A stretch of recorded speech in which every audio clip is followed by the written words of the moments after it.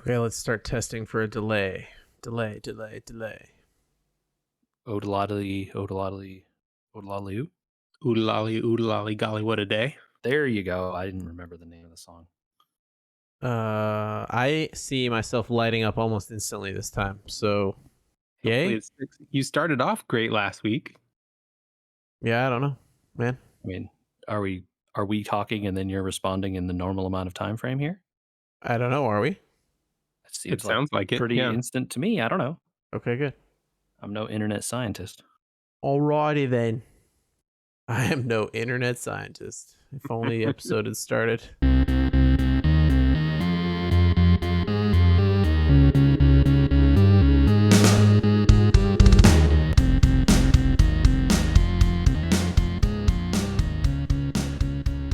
Figuring out the chemical reactions of things lately has been kind of fun and interesting. Like watching people on the internet doing like retrobriding and things like that, where you use hydrogen peroxide and UV to do stuff is pretty cool. And like when you should and shouldn't use isopropyl alcohol on things like plastic, it can dry out plastics. So that's not a good idea. All sorts of stuff like that. Yeah. We were Pretty gamers fascinating. episode 370 talking about plastics. Know what you're doing with chemicals. Yeah, that's always a good idea. Know what you're doing with chemicals. I had a chemistry teacher who had a poster up in his lab that said, Willie was a chemist. Willie is no more. What Willie thought was H2O was H2SO4. Oh, you're gonna have to remind me. Sulfur, SO, sulfuric acid. Sulfuric Yes. acid. Okay. I was going to say the H that's an acid, and then I didn't remember what SO4 was, but yeah. S is sulfur. Dangerous. Yeah. Oh, okay. Reading is important, kids. Especially the safety data sheets. What are we talking about today? Who knows? What do we ever talk about, right? I enjoy that about you guys. Yes. What do we ever talk about? I changed That's a Andy, cooler. by the way. Hello, I'm Andy. Yeah, And I'm then Andy. Michael over there, and I'm JJ. Hey, everybody. Michael's here. We seem to have fixed the delay this week. Hooray. I don't know what we did. I think maybe restarting my router did it. I'm not sure. It was Discord. I have an interesting mini component class to talk about. Because I want to know if you guys have done something to your computers based on something that happened this weekend. Okay. Friend of the pod, Matt, had a i9 something crazy, some K processor in the second most recent family of i9s, so decently new. They get Intel's warm. Numbering and whatever scheme is impossible, so i9 with a K. It's real good.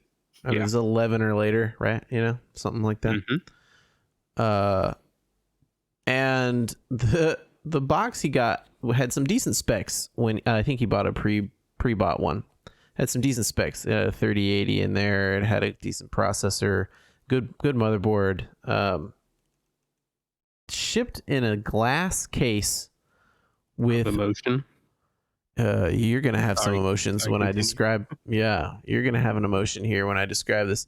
Shipped in a glass case with not a single case fan installed and a 120 millimeter water cooler For the CPU. for the CPU. So the entire thing is completely glass, or It has enclosed in glass, or whatever. It has a top panel and a side panel and a bottom panel. One side panel and a bottom panel that are for ventilation that had no installed fans. So they're just hoping the video card moves all that air by itself, I guess? It's just like passively cooled and they're expecting conduction through the glass. So needless to say, immediately upon turning it on, the 120 millimeter fan hit 100% immediately to try and water cool that processor in the middle of all that heat. Right. We a while ago installed about 6 case fans in there to try and move more air. But again, 120 millimeter water cooler on an i9. Yeah, it's underpowered, I'm sure. Not going to do the job. Underweight. Okay. So we went out and we got Gamers Nexus's recommendation for Arctic Freezer Liquid 2 or whatever it is. I'm butchering the name. The 241, right? Nope, 360. Oh, okay. Oh, the triple. Okay. It had room. It could technically fit. So I said, get the biggest one you can. Sure. Interesting outcome of this is when it is on, just on, the computer is now silent. It makes no noise. But unlike my cooler, which is a NZXT Kraken, mine has the fans on one board output for the CPU PWM. And they're all connected to that so 2 of them on that, and then a separate one for an AIO pump, which just runs at 100%. Right. This other one that we got, this 360. This is why it's component class, because we're just delving straight into this, and hopefully people know what we're talking about. If not, email us. This 360 we installed, they have some sort of logic board inside this thing, I guess, because you're supposed to plug the whole thing, including the pump, into a PWM CPU fan header on the board. Mm-hmm. Okay. So the pump is going to throttle with the fans, or it's that's what I thought. I thought maybe there was some sort of control in there that would move the pump faster, but at the same time use the PWM control for the fans. I'm not sure how that works exactly, but the PWM control on the board, we tested in the BIOS, does control the fan speed at least. I'm not sure what it does to the pump. Because like if you threw it to 100%, it certainly went to 100%, right? All those fans started spinning real hard. Yeah. Right. So it's possible, I suppose, that maybe it has some kind of weird like fan assisted pump thing, and the pump is like real minimal in terms of like how much power it needs. That's what the internet told me. So I don't know if that's true, but it sounds like they're designed to run with very minimal needs for the pump. Cool. You know? Yeah, it's very smart use of energy there, right? Just allows it to be viable on more boards too, which maybe don't have an extra connection for the AIO pump specifically, you know? Yeah, very smart. Yeah, I mean, there's got to be some measure of convenience in there, right? To just have it all plug in one spot together. Yeah. The one we took out of there had 3 connectors, 3 separate connectors. It had there you go. What?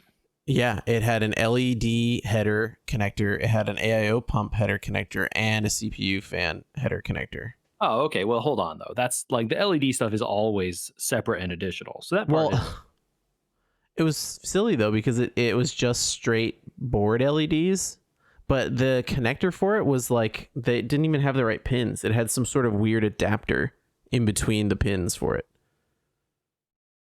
I don't know. The LED stuff, man, I don't know how far you've gone down that rabbit hole. I don't. The LED stuff is weird and bad. So it's entirely possible they had to put some weird adapter on it to make it work right. Because like some of these pumps and like the video cards, even some of them that are like, you know, have like addressable RGB and, you know, RAM sticks, all this kind of stuff that have these like extra LED elements that can be synchronized and do all this stuff with the whole case and everything. There's like 15 different systems for all those things. They don't play nice together and they all have their own connectors. And it's all kind of like it's a real jungle out there, man. It's really bad. And so like, I would totally believe that like this one is part of system X or whatever. And the motherboard is just like power. Yes. No. A few companies like Gigabyte and I think Asus as well all have board-based interfaces for that sort of stuff. So like if you plug in RAM that is compatible with the Aorus or whatever other system, it'll say on the box like compatible with XYZ thing. There's a like 80% chance it'll get detected, right? So like a gigabyte card with a gigabyte board, there's one piece of software that'll control all the LEDs in there. Now my RAM doesn't respect that half the time and forgets what it's supposed to be doing. So I don't know. Crucially, those are made by motherboard vendors who are getting you reasons to buy their motherboard, right? And their card and their And their- blah, yes, blah, exactly. blah, blah, blah, Yeah. blah. So, but if you buy, your RAM from some other company that has LEDs, but it's not this company's thing, now all of a sudden I could totally believe a world where they have to put stupid little headers on the pins to make them connect right? Yeah. Sure. So we get this thing plugged in. We changed out the thermal paste. We did all the new standoffs correctly. We had to pull a hard drive. It was a fun little evening project. Took like an hour max to get everything unplugged and then replugged properly with some new thermal paste. No, not a huge job, especially considering the case is quite large. It was really easy to just put the AIO in and then connect it and plug in the one plug. So props to the people that manufactured the AIO. Really easy to manage. It was already assembled, unlike my Kraken. Like every single part was assembled already. You just took it out, Took it out, screwed it in, turned it on, done. Yeah. So the turned it on, done part was pretty cool. It was silent, like absolutely silent. Using the internet or whatever, could not hear it at all. And then Baldur's Gate 3 got turned on, and 3 or 4 minutes into that, every fan in the case went to 100%. Yeah. That was surprising to me. So it got quite a bit louder. Now it's still quieter than a 120 millimeter fan screaming for its life. Because So I mean, this was a success overall then. Right? Yeah. Success in general and in part. But the question we finally have gotten to after the story of people modding their PC to, like, hey, don't be afraid if you have a problem out there like that where someone has given you the wrong part, to just say, you know what, I'm going to replace it with something better. My suggestion to him afterwards was to go into the BIOS and monkey around with fan curve settings until he was happy with how much noise it was making and when. And in my opinion, it was like maybe make the fans run earlier so that maybe they can stay quieter. I don't know. Have either of you? The Kraken that I have has its own software and it runs relatively quietly most of the time. It doesn't really spin up too loud. It runs, I think, max 80% and it keeps the CPU cold. I'm wondering if his could run that quiet. Who has monkeyed around with BIOS versions of this setting?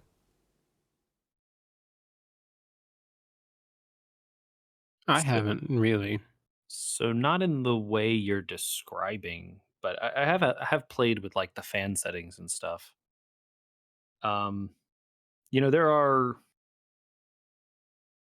a lot of things that you can change about the various cards and the video cards and the coolers and sort of play with fan curves and stuff. You can get really into it if you want to.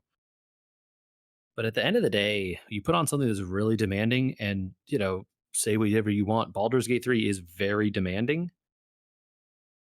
At some point, you just have to, it's going to be like, well, it's getting hot. You told me to keep it under this temperature. We're over the temperature. I'm turning on. And then it just does it, right? So is temperature just no way to win?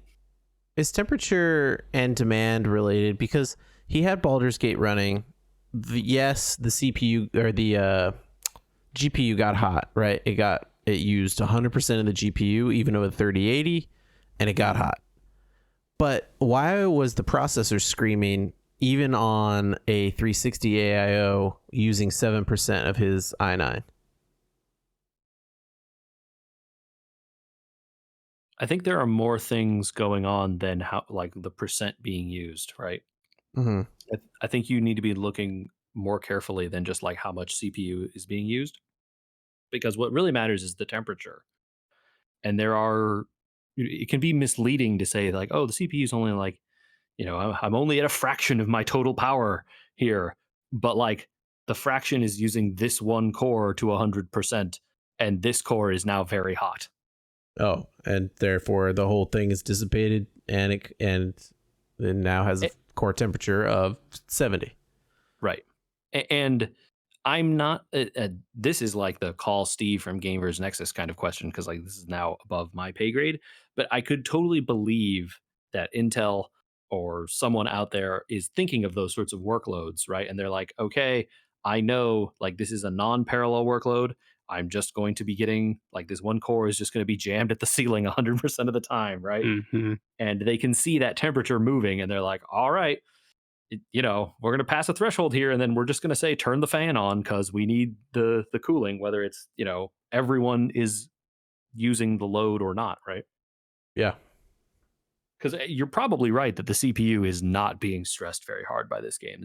I would assume a mostly GPU heavy game. Based on the numbers we were seeing, I couldn't, without downloading a program, see the actual CPU temp. Only its workload, right? Like you could use some built-in stuff to see GPU and CPU workloads, but you can't really see a CPU temp without downloading like any program. There's a zillion of them. I won't recommend any of them.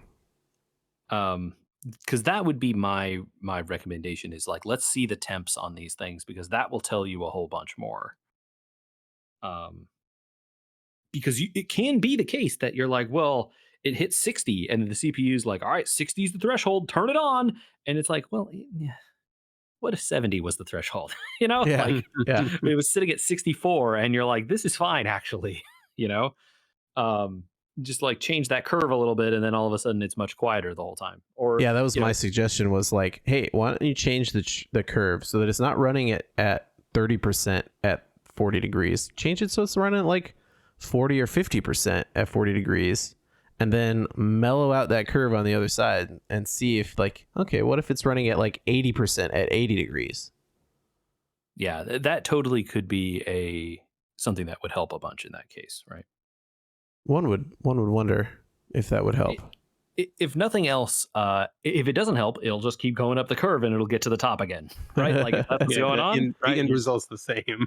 You're going to get there either way. It's just going to be a matter of how loud is it if it's steady states below that point. And yeah, you can certainly play with those things to get them that way for sure.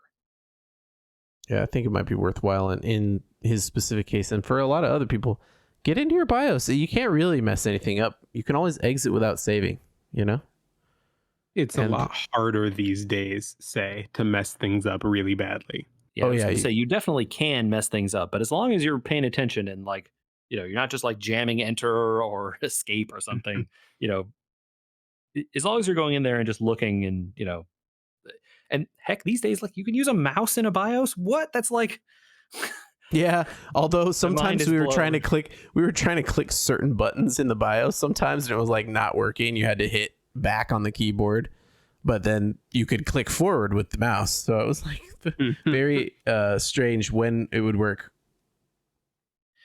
Yeah, I still use keyboard out of like habit, but I can totally see like the BIOSes have come a long way, and you guys are totally right that they're so much easier to play with settings and change stuff without basically turning your computer into an unbootable yeah. Well, if you can't read it and say I know what that means, just don't mess with it. But like when we were looking at his, we looked through the whole thing, and at the very top it's like fan power plus. I was like, click that, please.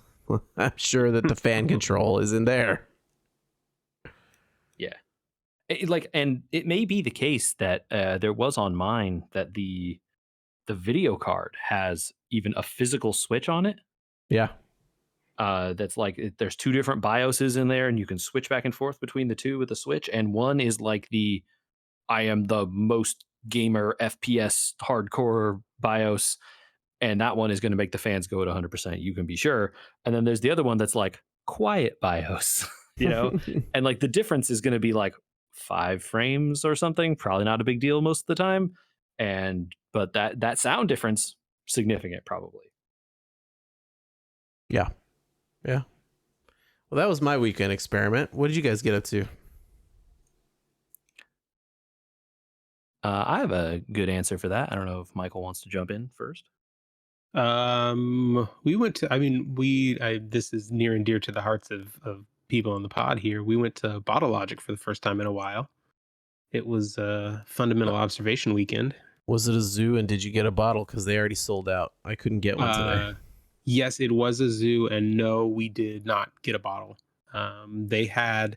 I think I heard the cashier say to the guy in line in front of me that they were already sold out of the basic FO bottles, but they had some of the variants left. Yeah, that doesn't surprise me. But we did get to try a couple, and they were as good as I remembered them being. Was it a major zoo though? Yes and no. So have you been there since they expanded into the other half of the building that they're in? No. So when you're facing the building, it used to be them on the left, and there was another shop there on the right. Yeah, and then they put the outdoor seating kind of in between. Yeah, so they took over that space on the right half of the building and turned it into more seating area and a back bar. So that was supposed to be a restaurant. Yes, yeah, I do remember that they originally had plans for a restaurant. Yeah. So that definitely helped. That helped alleviate some of the lines. I think it's a smaller tap list on the back bar just because they've got a smaller setup, but there were definitely, it was standing room only for most of the time that we were there. But we did get lucky, and we got a barrel top right as we walked out with our drinks, and then thank you to the nice lady who, like 20 minutes later, saw us with the baby and was like, "We're about to leave. You can have our table." Nice. Beautiful. But yeah, really good beer still. I like that place a lot. I still take out beers from there, but crowds, man. Me and crowds. I'm not into it. Andy. Uh-oh. I don't know what to tell you about things you're doing. The world in general. Yeah, like everywhere you go and stuff you talk about doing now. Okay. I'm saluting you, soldier. Good luck. Sometimes decisions are made for you. Yeah, I hear you. It's like, look, no one likes crowds, right? It's some people enjoy the feeling of a play. I don't know. I mean, like, I think no one likes crowds without purpose, right? Like, I'm sure many of the people that were at the FO thing did not mind the crowds because it was all people that were there to celebrate the place they like to shop.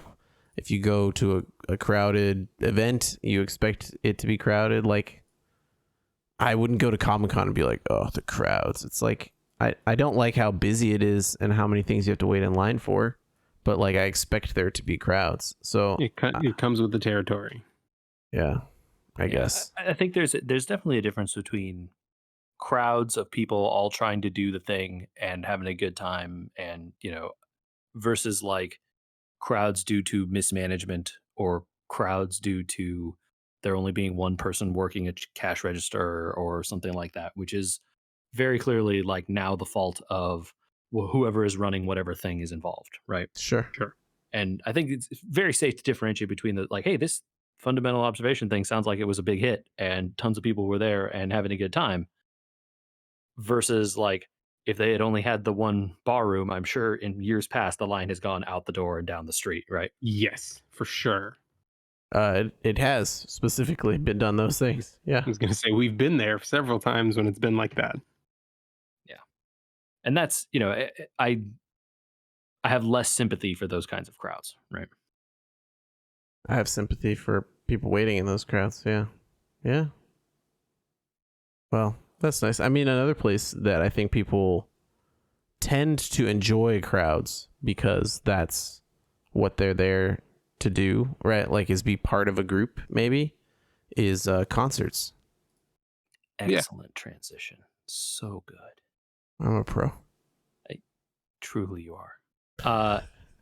And that's what we did this past weekend. I talked about us having gone to a concert 2 weekends ago, I think. I think so. Yeah, I think we talked about that on the podcast. That was a really fun time. Gladys Knight and Patti LaBelle had a wonderful time at that. And we didn't expect to be going to another one. And tickets were offered to us not at the last minute, but later in the cycle than we thought. Oh. Um, Hmm. Reasons out of their control that her parents could not use these tickets. And so they were like, hey, we're going to be doing this other thing. Do you guys want these? They would put them up for sale, but we're like, yeah, we'll go. Yeah, please.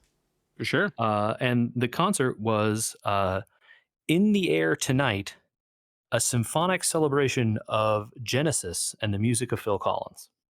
Heck yeah. Yes. Yes, and it was an awesome time. Yes. I like that idea. Really, really cool. It's certainly I mean, folks, I'm sure, we're not necessarily Phil Collins's age demo. No, probably not. A man who was inordinately popular in the 80s and then did more stuff, did stuff throughout his whole career, but really had his peak, I assume, in the 80s. But he'd been playing in like prog rock bands and stuff in the 70s. The man has been working for a long time. Neither he nor any member of Genesis were there. They made clear in the show, which I don't know if you guys know, but Phil Collins not doing so hot these days. Oh, I feel bad that I laughed. I didn't know that. Yeah, he's had some medical troubles. I believe he's in a wheelchair. Oh, yeah. I don't think it was, just like the man is also old, right? Sure. But yeah. But these people were very dedicated to celebrating him, and hearing the symphony orchestra play his songs, and then they brought out as part of this had some Broadway singers attached who would come out and sing the vocal parts. Just so cool, man. And especially like you hear some songs that I'm sure we all know all the words to some of these kinds of songs, like In the Air Tonight, of course. Shoot, what are some of the other ones? Invisible Touch, Follow Me, Follow You. I'm sure I could think of more if I had some more time, but super famous songs, and it just sounds so different when there's like a violin section, besides also the keyboard and the drums and whatnot. Yeah, full orchestration. Yeah, orchestrated Easy Lover, huh? Yeah, Easy Lover was not one of the ones they played actually, though. Which I know. They also didn't do like the stuff he did for like the Disney movies. I would have guessed that 100% off the top of my head that they did not. I was going to say, you can understand why. I'm sure Disney is like, lawyers. Hello. Which I think is kind of unfair, because that was like his like main way I was introduced to Phil Collins. So you mean You'll Be in My Heart? Yeah. You'll Be in My Heart. Yeah. And then what was the one he did for Tarzan? That was the Tarzan. That was that You'll one? Be in My Heart. Or Okay. maybe you're thinking about Two Worlds. That's the other big one from that movie, I think. Maybe I was thinking of Two Worlds. Anyway, but like, that's a formative memory for me. Obviously, this is all skewing older. They were doing more of the like 70s stuff. And definitely the big stuff from the 80s. It reminds me of Step Brothers. It's like we're only playing the 80s Billy Joel. Yeah. But that was a really cool time, and definitely one of those cases where like, we're sitting at a table with a few other people, and they're like, oh, are you excited for this concert? Oh yeah, we have season tickets. We come all the time. They're like, oh, so are you guys like, do you like Phil Collins? And you guys like, yeah, I'm okay. And she's like, I don't really know any of his songs. I'm like, what? What are you doing here? Excuse me? These people are our parents' age, and I'm like, how do you not know him? It's like, what? And then I'm like, okay, look, I promise you, by the time we're like halfway through this thing, you'll have recognized like 3 or 4 songs. Sure. And lo and behold, of course. Sure enough. Right. Yeah. Oh, I didn't know that one was blah, blah, blah. Phil Right. Collins or Genesis. Right, exactly. Yeah. Uh-huh. It's very Wow. funny when they get to In the Air Tonight. Of course, everyone knows the like iconic drum solo from that song. I once And heard, what was it? I think it was that podcast you listened to still. They all got fired. My brain is mush. Waypoint? Yeah. They're Remap now. Remap, yeah. So a bunch of the people that were on Remap one time were trying to do the drum solo from In the Air Tonight, and every single one of them was like, no, it's like this. No, it's like this.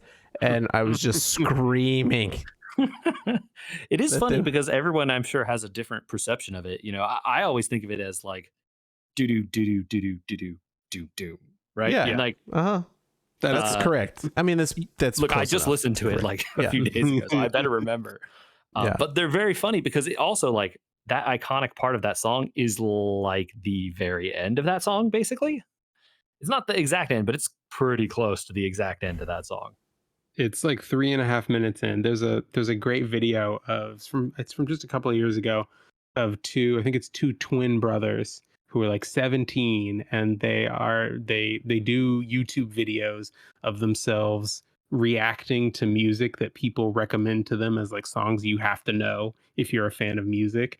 And the video of them I've seen this listening one. along and commenting to In the Air Tonight Jesus. is amazing. Because Okay. it's 3.5 minutes into the song that he drops that drum solo. I Yeah. have seen this video. I know I've what seen you're that, talking and about. I would recommend to everybody listening right now, wait till the end of the podcast, but then go look this up. And then go find it.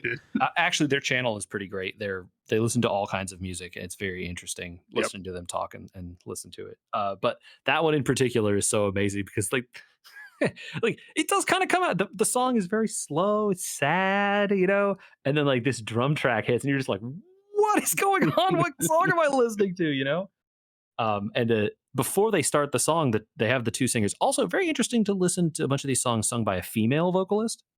She was a very good singer, but Phil Collins feels a little more like smoky. I feel like he's had some cigarettes in his day. I think he's also reminds me more of a like piano singer than Sure, like not like a Broadway, right? not a Broadway singer. And these people definitely had Broadway voices, which you could tell is not Phil Collins, but double interesting to then also hear a woman singing it. And it was, various songs. Of course, she sings them very well. She's a trained and very good musician, but it's just a different and interesting take. You're hearing the symphony and then hearing this other person singing it. But before they get into In the Air Tonight, they like, they have those little banter sections in between the songs where they're like, here's the history of this song, blah, blah, blah. And they're like, all right, we're going to play In the Air Tonight. And the crowd starts cheering. They're like, hold on. We're going to help you, though, because everyone knows the thing about In the Air Tonight. Everyone loves the drum solo. The problem is no one remembers when the drum solo is. And so I'm going to have you watch, I forget the lady singer's name. It's like, have her watch her and she'll let you know when it's coming. Otherwise, you don't need to. Don't go off early. Apparently this is a problem. So very funny, and then you'll have the you'll have the timing down, and you can do it as a party trick at all your parties. You won't be the person that like goes after the first chorus or whatever, even though that's absolutely not what it is, right? So very good. And that was a really fun time. And you're right, it was pretty crowded. I was unclear, how popular an idea of a thing this was going to be, because it seemed like an unusual idea for like a symphony concert to me. Very popular. What do I know? It sounds like the symphony down there has been knocking it out with this season's programming. Yeah, I thought it was really good. Not all the stuff we've seen has actually involved the symphony, but this one definitely did, and was certainly one of my highlights with them. It was really cool. Love to see it or hear it. We got our tickets to go see them play the score to Empire Strikes Back later this year, so we're doing that. Well, yeah, that'll be good. You could do like a lot of those. I would think all those original Star Trek soundtracks would be very good symphonically as well. The original Star Treks or Star Wars? Star Treks. Obviously, the Star Wars are great, but one of the ones that people might overlook is those first couple of Star Trek movies Wrath of are Khan, all yeah. James. I think they're all James Horner, right? Are they? I think so. I would believe you. I don't know. I think Can't do there's Star Trek 4 though. The whales is like one Rubicon too many, I think. No, but you like Wrath of Khan's music is pretty. There's some good stuff in there for sure. I mean, people still riff from it. I still hear stuff pulled from that soundtrack all the time. I listen to too many soundtracks, is what I'm saying.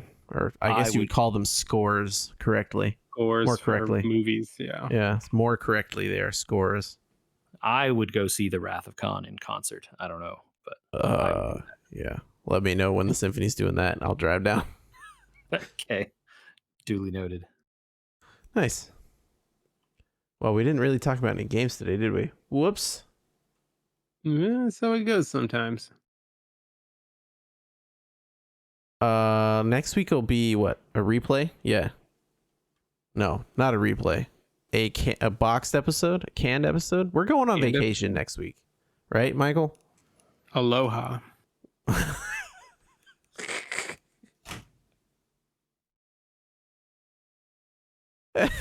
Why aren't you allowed to shout in Hawaii? I don't know. You're only allowed aloha. All right, later, everyone. Well, it was another episode. I can't. Sorry. I forget you are a father. That's a dad joke. You're doing those. I have to adjust my personal expectations. The expectations should be very low by now. I mean, I made that joke about us out doing Stitcher forever, and then our our subscriber numbers dropped when Stitcher died. Oops. But I mean, joke's on me, I guess. Or was Stitcher lying to us the whole time? It's possible. I wouldn't put it past any company to be using some sort of data to lie. Facebook's inevitable pivot to video 2.0. Oh gosh. Did you see they had like some sort of lawsuit thing now? They're going to have to pay a whole mess of people about all their information they gave out without asking them. It's crazy. Yeah, class action going all the way back to 2007. Good on them. Take all their money. Yeah. Good luck. Oh well. Hey, I want to touch on. Sorry, I want to touch on something. We talked a little bit about social media last week, I think, right? Oh boy. Yep. Did we edit that out? No, I don't think so. Okay. Did we? I feel like I talked about Bluesky a little bit and how I just kind of like dipped my toe in there. Oh no, we skipped. We definitely cut that part out. Okay. Because you said I have only used it for 20 minutes, and I said, Then let's talk about it when you've used it more than 20 minutes. I have not used it for more than 20 minutes. Let's talk about it. I have been on Bluesky for like a good week here. Okay. I'm not a huge fan of Threads, although it seems to be somewhat similar to the old platform that shall not be named. I mean, the old platform is called Twitter. You can use that name. Oh yeah, because it's defunct now. So yeah, I mean, it's not that one is still called Twitter. Just they tried to change the name and it's not working. Just like Facebook has tried to change its name and that didn't work either. Anyway, so Twitter, Bluesky is this app that's like trying to do these things, and I don't know. There's some kind of like idea that it's going to be federated like Mastodon and it's going to do a bunch of stuff. I don't know how any of that works. Anyway, I got one of those invite codes. Shout outs to the Share Zone. What is it? What are they sharing? That's what I want to know. You should go follow the Share Zone, and if you're not, you should. They're pretty good. I'd have to follow them on a platform that's not Bluesky. Yeah, they are on Threads, I think. They're on Twitter too, but yeah, I can understand not wanting to go back on Twitter, which is extremely reasonable. But I think the thing I saw that put it best was that Bluesky is low stakes Twitter. Okay. Okay. In what sense? In that, like, it's still closed enough that there aren't like everyone isn't there, but there are a lot of people there, And a lot of the like, famous people probably are on there already. But because it's like social media is like bifurcated now, there's like a lot of people posting in different places. Stuff is kind of like on Yeah. some places and not on others. It's getting a little bit too much to manage. I want to follow one or two people that are still only on Twitter. And it's pretty, but the interesting thing is that now that I'm seeing them on multiple places, they're still doing the business stuff on Twitter. They're trying to promote themselves. They're trying to do all that stuff over there. And then on Blue Sky, they're like, man, this sucked. Like, I had a really crappy day today for X, Y, and Z. Or it's just a lot of like what old Twitter used to be, where it's just like people talking about life and talking about what they're up to. And, and people are still promoting their stuff, of course, because, that's what people do on social media. But it definitely feels like a lot lower stakes. Like they don't have to do that stuff there because there's like 75 people following them instead of 7,000, right? Okay. And so it feels definitely you get a lot more of the like, personal interaction type of stuff with these people than you used to get on Twitter, like, 5-10 years ago. That now feels like it is there on this. And if you want that or not, I guess is a different thing. A lot of them are just exactly the same, right? They just post now to 2 places instead of 1 place. Right. But there are some instances I've seen where now people are posting different stuff to different places. Or like they're having more conversations on this one than they are on the other one. Like they post the same stuff, but then if you follow into their replies, they're talking back to people and having a conversation over here on Blue Sky, where in Twitter it's just like, here you go. Because you can do that without 8 million people just screaming nonsense. Yeah. Yeah. And that's interesting, and like, that's is definitely a different vibe. And, the other thing is that because there aren't that many people, like I just update and there's just nothing new. And it'll go like 6 hours and there's nothing new. It's like, okay. Well, That's kind of nice. I just need to check in Yeah. this like once a day, actually, because that's as often as stuff is getting posted. That's kind of nice. Yeah, that's really nice. Maybe places should just have daily post limits. It's like you get 3. That's it. So that, use them well. Make it count. I feel like that's going to backfire though, and then you're just going to get people posting their ads and business stuff, right? And then you're not going to get anything else. Oh, yeah. I don't know. You were on to something. Fair point. I like your thinking. I don't And know, you'd have to do something. Fix it. Well, you'd also have to give certain accounts more or infinite like public safety accounts and stuff like that. Yeah, there would have to be. It couldn't just be like everyone gets 3 no matter what. Like, there has to be something, right? But so I don't know what the thing is there, but it is nice. And it is definitely feels a lot more, lower stakes, right? You just like sign on once a day and be like, all right, what do these people say? So this guy's talking about how he drank Pepsi. This guy's talking about how it was like a really rough day today. This guy is smoking weed. Like, okay. And then right. Like, of course. Cool. Cool. Oh. Okay.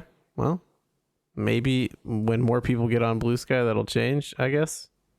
I would happily invite you guys, but I don't have any of the invites. I don't know how this thing works. So I think that's how it works. It's like they want people to keep talking it up like this so that you'll jump on it the minute you get a review or a invite code, right?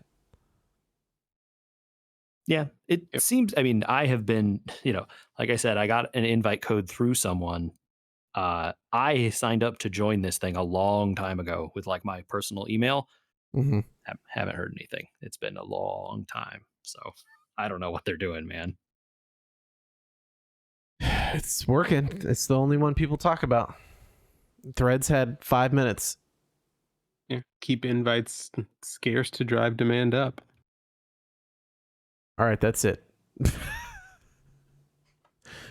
Good pod. People know where to find us already, right?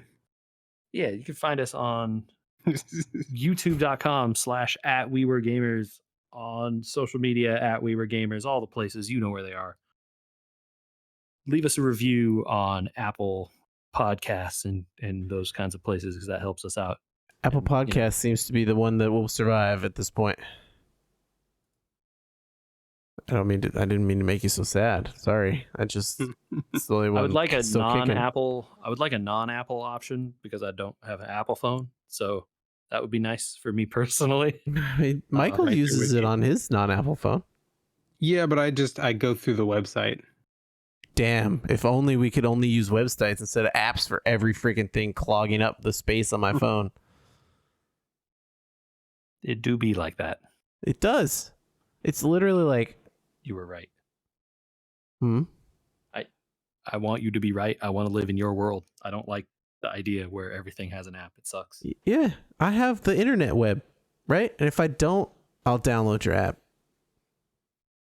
I'm going on a trip. Okay, I'll download the thing that lets me download music. Sure.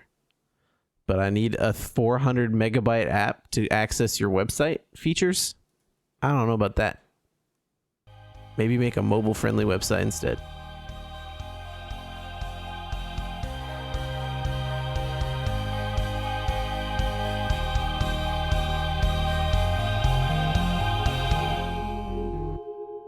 You can find me on Bandcamp. I was going to say, you talked about Spotify there specifically? Kind of sounds like you are. Spotify's web client is good, actually, even, which is Yeah. silly. Yeah, guess no, it's a not- lot of the web clients are okay, but like this weekend, I found out that the library has an app, and I was like, I don't need that. And then they're like, except that you do, because it offers one feature not on the website, which is you can link multiple cards to one login.